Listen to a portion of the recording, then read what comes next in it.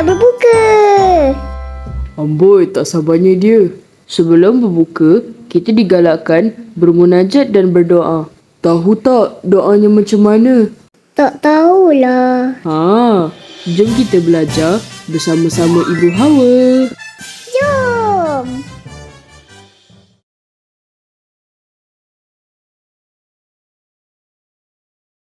Belum 7.28, maknanya 7.20 dah duduk dekat meja makan. Semua orang ajak.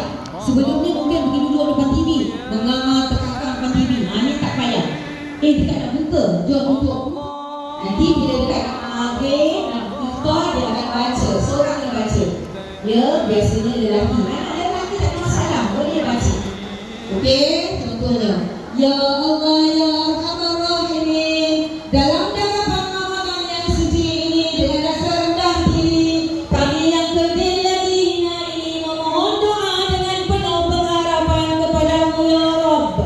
semoga Engkau sudi mendengar permintaan kami, kerana sesungguhnya Engkaulah Tuhan yang Maha mendengar. Ya Fattah Ya Alim, ajarkanlah kami yang lemah ini untuk melihat jalan keluar dari semua masalah yang membelenggu kami. Bukakanlah hijab kepada kami yang tidak mampu melihat setiap kebaikan pada kejadian dan senang ke senang?